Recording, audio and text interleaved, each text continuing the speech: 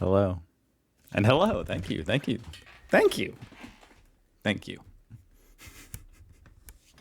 10 Essential Idioms by my man, Brit in Germany. I love this guy's channel. Go check it out. He deserves a lot more subscribers than that. He puts out a lot of good videos. 10 Essential Idioms that Germans just cannot live without.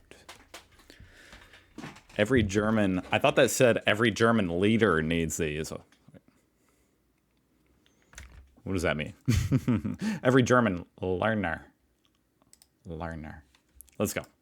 Hello everyone, if you're new here, thanks so much for joining. German idioms is just one of those things which I think I will never really master. Just as I think I'm sort of getting the hang of it and I've really got a lot in my sort of vocabulary Schublade, I hear some new phrases or idioms that I have never ever heard before in my Schublade. life. Like, He just dropped one right there. Lügen Or maybe that's just a word. haben kurze Beine. Lügen, isn't that what you do to your houses? No, that's lüften. Which, by the way, a lot of people were saying they lüften more than once a week, which is just crazy to me. What am I talking about?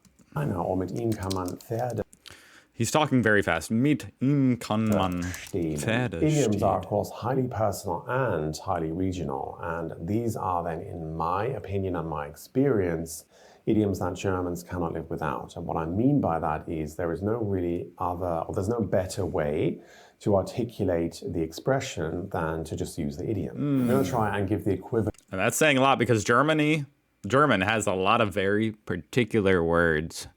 So if there's not even a German word for it. English idiom, I think I've managed to do it with all but one. So the first one we have is die Kirche im Dorf lassen. Leave the church in the village. Leave the church in the village. Leave the church in the village. Die Kirche im Dorf lassen.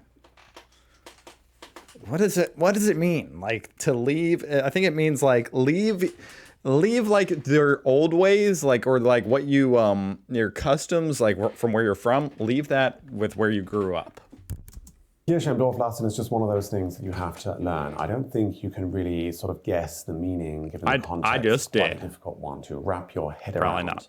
But the Kirche im Dorf lassen is used basically to mean exaggerate or to get carried away with, and it's often used in that negative form, as in do not exaggerate or do not get carried away. Now, this is not 100% accurate, but I would venture to equate this with hold your horses. Hold your horses. Leave the church in the village. What?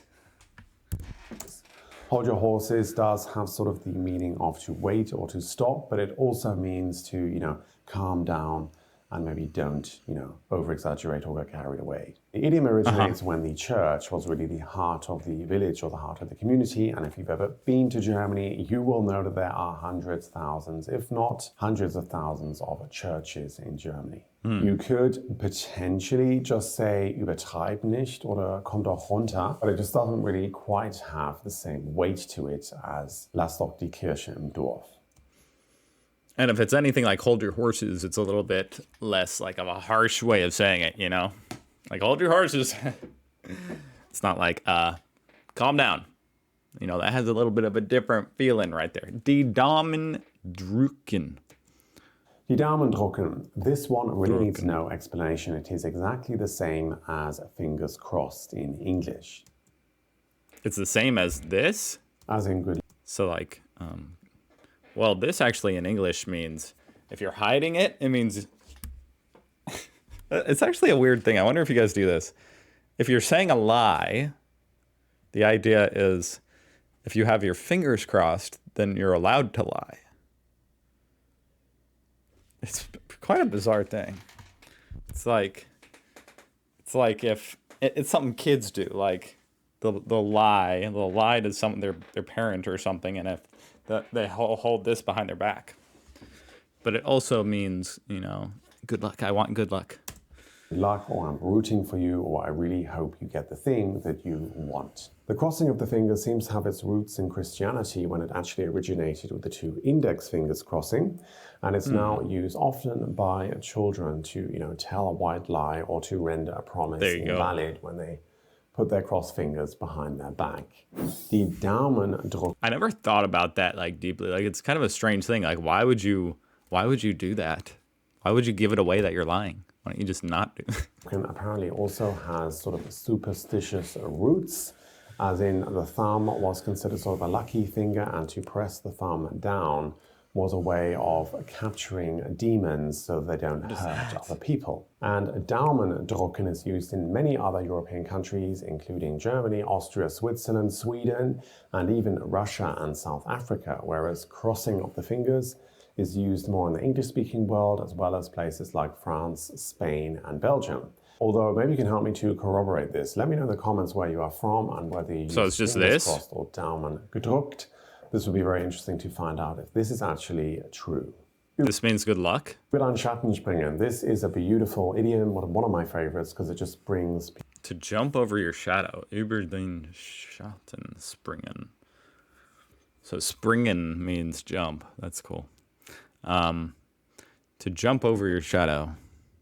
Man, what could that mean? To jump over your shadow.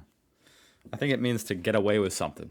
Beautiful imagery pops into my head when I hear this. And literally, or to get out of your own way. It means to jump over your shadow, which I think is funny because it is an impossibility, but it can be really very well translated as to get out of your comfort zone in English. Oh. Which brings me on to today's sponsor, which is Lingoda. I'll skip this part. Offer the real actually try to speak. And anyone else, you are really sort of challenged to actually try to speak. There's also, of course, a ton of resources. Okay. I'm still in the middle. I'm lost in the Lingoda ad. There we go. It's all about consistency. And now, back to the next German idiom. Ich stehe auf dem Schlauch. If you are staying on the Schlauch with anything that I've just said, standing on the Schlauch. Check the description, all the information is there. Ich stehe auf dem Schlauch. Ich stehe auf dem Schlauch. Literally, I stand on the hose. Ooh, standing on a hose. So like building up the pressure, cutting off the water, standing on the hose. Like, it's like, it must mean it's just one small thing that's causing a delay or something. Is literally, like the guy, someone like that's like holding up the line at a fast food restaurant because they're they're saying, oh, my fries are too cold. They're standing on the hose. I stand on the hose. And it's used to express confusion. But if you sort of literally imagine what's actually being said, if somebody is standing on your hose pipe while you're trying to water the garden, it means that the water is not going to get through. So it also kind of expresses a sort of mental blockage that you're not just following. So I would actually equate it with the English, I'm not following you, or sorry, I didn't catch that. Basically just to express that you didn't understand and you're not really following the train of thought. I like that. I like that a lot because that happens to me every day. I'm standing on my hose right now. Actually, that sounds a little strange. I don't know if I will say that. I mean, it would... Thought or conversation. Einen Kater haben. Einen Kater haben. This one again needs very little... To have a tomcat. To have a hangover. Explanation, but there is, in my opinion, no other way to say this. It means to have a hangover. Literally, it means a male cat. I still, to this day, don't really understand where that came from. But in my opinion, there is no other way to say this. So you have to learn this phrase if you want to express a hangover. There's only one way to say it. Ich habe einen Kater. Ich habe einen Kater. That's an important one for if I go to Oktoberfest, which is a goal of mine. Ich habe einen Kater. Das Gelbe vom Very Ei important. sein, absolutely. To be the yellow of the egg. It's to be the sweetest person in the room. I love this phrase as well. When it comes to translating this into English, there is a whole array of options. Basically, this just means to be the absolute best, as in the bee's knees, the cream of the crop, something I was close. to write home about. The best I like that. I like that one. Since sliced You're the yellow of the egg. bread. It can, of course, You're the also yellow be of the used in egg. the negative to describe something that is not so great, as in mein neues Handy is leider nicht das Gelbe vom Ei, or my new phone is unfortunately nothing to write home about. Wie Kraut und Rüben. I absolutely love this phrase, but it Wie Kraut und Rüben, like cabbage and turnip. Okay, so it tastes bad. may be a little That's what it means. bit outdated. This tastes like crap. I definitely hear it a lot, but maybe that says more about me than it does about you. It's basically used to mean something that is very chaotic, disorderly, or just a How is cabbage and turnips chaotic? mess. And I would translate this as topsy-turvy in English. Kraut und Rüben. Topsy-turvy. Man, I don't think I've ever said that. Obviously, he's right. This is a phrase, and it means... I almost don't even know what topsy-turvy, like, yeah, I guess it's like a mess. Rüben comes from the fact that turnips and cabbage used to be, I think still are, planted together in the same field, kind of willy-nilly, so there's not too much order in the whole process. So in the planting, That makes also in the sense. harvest, That definitely comes from back when people, like, actually had gardens of vegetables in their yards, which some people do here in America. And maybe it's more common in Germany. and also in the cooking. So Kraut und Rüben are often kind of cooked together.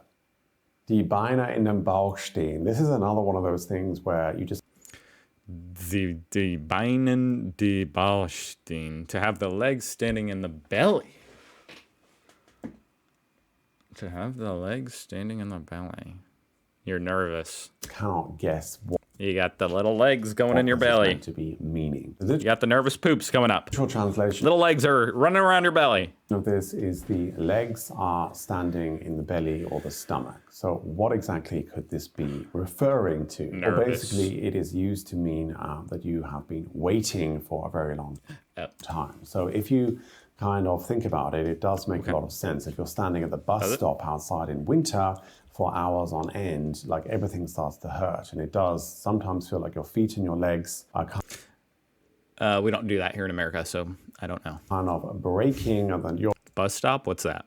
upper body is just slowly like sinking down into your leg. So I really get where this comes from. I unfortunately could not really find an accurate English translation for this German idiom. Oh, okay. So this is my job. Okay. So it means your dogs are barking. That's it. Your dogs are barking. It means you have sore feet. There you go. So it's one of those things where I really don't think there's any other way to express this feeling in German. That's why Germans cannot live without it. In My English, dogs we are do have barking. a lot of phrases to do with time and waiting, like bite the bullet, hold Except it doesn't necessarily have to. My dogs are barking doesn't necessarily have to do with time. It just means you've been walking a lot. Yeah, you've been on your feet a lot. I guess it does. your horses, patience is a It seems pretty similar. virtue and all that kind of stuff. But it doesn't really How that makes any sense, I don't know. I can't explain that. Just because I'm American, I can't explain English. encapsulate the meaning of ich stehe mir die Beine in den Bauch. In fact, I used to think my dogs are barking meant you were hungry. I thought it was a growling stomach. I was way off. Jemanden über den Tisch ziehen, to pull somebody over the table. To pull somebody over the table, so it's to convince somebody. Or Got it. maybe in English you would translate this as to mop the floor with something. Oh. Destroy somebody. Like, To rip someone off, to exploit them, now what are these guys doing? or to mercilessly What are they doing? beat them, maybe in your favorite board game. There's a game where you I do like board games. hook your fingers Do Germans play a lot of board games? Now, what the heck? together, elbows on the table, and you try to pull somebody over the table, literally. Whoever That's fun. That's fun. The bigger guy's gonna win, but I guess if you pull his arm out of his socket, he's gonna give up. manages to pull their opponent over the table wins. So you can see exactly where that phrase comes from. Das ist ein Apotheker. I just imagine dislocating my finger doing that. Ouch. Literally, that is a That is a pharmacy. What is that? Like some kind of Google Maps thing? That is a pharmacy. How's that? What? That is a farm. I don't. I can't. Oh, it's a pharmacy. Pharmacy. Now, this one might not be strictly and sort of an official German idiom. It's a little bit obscure, but it's one of the ones that I heard a lot when I first moved here, and I just did not understand what it means. But I think given the current climate of rampant inflation, it is very relevant because it is used to describe something that is hugely overpriced, hugely expensive, or in English. Oh, that would make even more sense here in America. That's a healthcare bill. That right there is a pharmaceutical bill. We might say that costs an arm and a leg. It is a little bit different because das ist eine Apotheker is used only to refer to like businesses or shops. You wouldn't really use this to refer to a product or a service. As I said at the beginning, idioms are highly personal and highly regional. These are some of the ones I loved that video. which I think are totally irreplaceable, and that Germans would really struggle to express themselves properly if they didn't have these idioms. What are some of your favorites? Let me know in the comments below. That's awesome. That was really great. I knew it would be good. I like this guy's channel a lot. Brit in Germany. Go check it out. Link down below. Subscribe, please. Or don't, you know, like subscribe to my channel or don't. You know, who needs subscribers? Anyway, I don't know what I'm doing. Those are very cool. Very interesting. I like almost forgot I was recording right there and just started reading comments. Focus. Focus. All right. Thanks, guys. I hope to see you tomorrow. Thank you for watching.